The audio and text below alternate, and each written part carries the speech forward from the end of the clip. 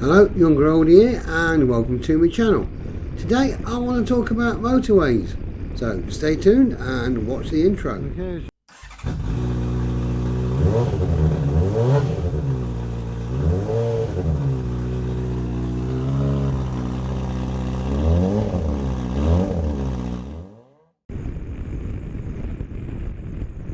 Now I know most of us bikers don't really like motorways, but if you need to get some miles done in a certain length of time, then they're a necessary evil. So we have to use them. Let's make them as safe as we can do. Now let's look at the entry slip road. Now bearing in mind, because we're on this, it does not give us the right of way. It is there for us to filter into lane 1 or the inside lane of the motorway. Traffic already on the motorway, they have the right of way. Sometimes there are two slipways, a shorter one and a longer one, allowing entry traffic to build up their speed to around the same as the main flow of traffic. I tend to use the left hand lane if it's not congested, as this will allow me time to mirror check, indicate right, so the main flow of traffic has a better chance of seeing me, and then mirror check again to assess the main flow speed. Choose my gap and then a right shoulder check before I filter into the mainstream.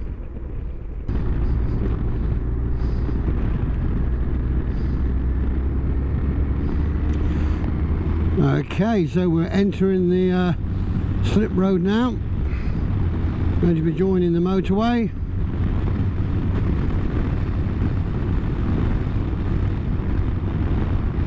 Start to mirror. Indicate now, let people see me. Check my mirror again. Lifesaver check. All's clear. Over we go.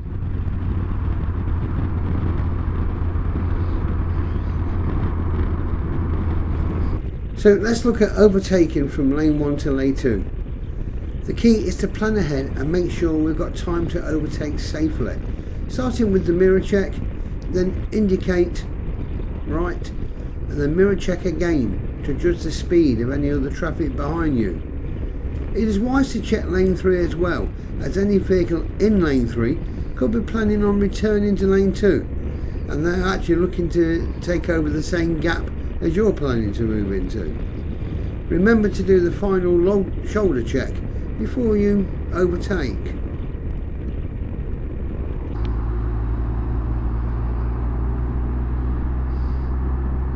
Okay, checking my mirror. Indicate. Open the right shoulder. Out we go.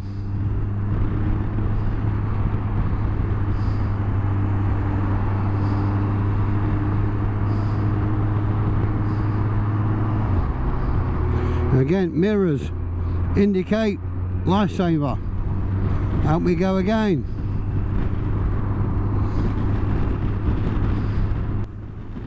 Now once you're in lane 2, it may be safer to stay there if there is a lot of slow moving traffic in lane 1, as you don't need to repeat this procedure 30 seconds later, or you'll be just moving in and out too much, and each time we do it there is a danger.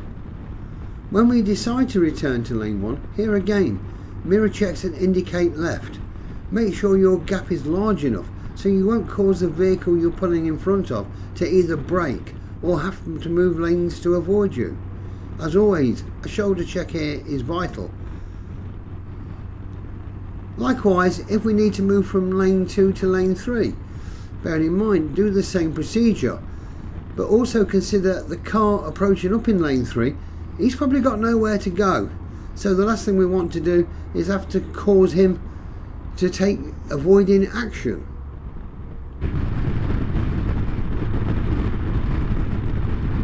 Don't forget, we don't break the 2 second rule.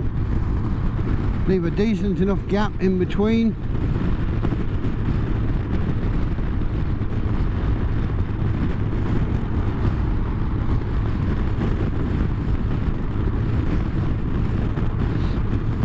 Okay, I'm going to return back to lane 2. Indicate. I'm checking most of the mirrors. Shoulder check. Over we go.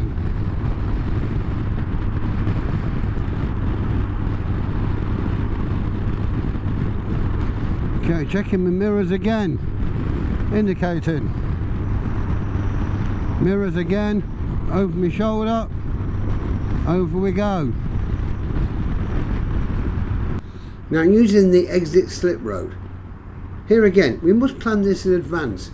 Don't become one of those riders or drivers who decide to take the exit a few yards away when they're still gunning it down in lane 3.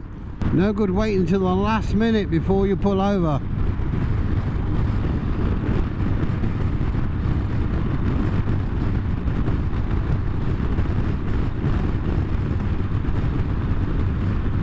He's off my speed now because he's come into my space. Need to keep that gap. Check over my shoulder, over again. Now consider the wind. Motorways tend to go through open land with little shelter from the wind, and this can blow your bike around. Also, consider the turbulent wind that can appear just when you've been overtook by something. Mirror check, indicate, shoulder check, and off we go. Another thing to be wary about is the entry and exit slip roads from services. Now just look out for spilt diesel and potholes. These get used a lot by heavy goods, and the condition's not always brilliant, especially on the exit ones.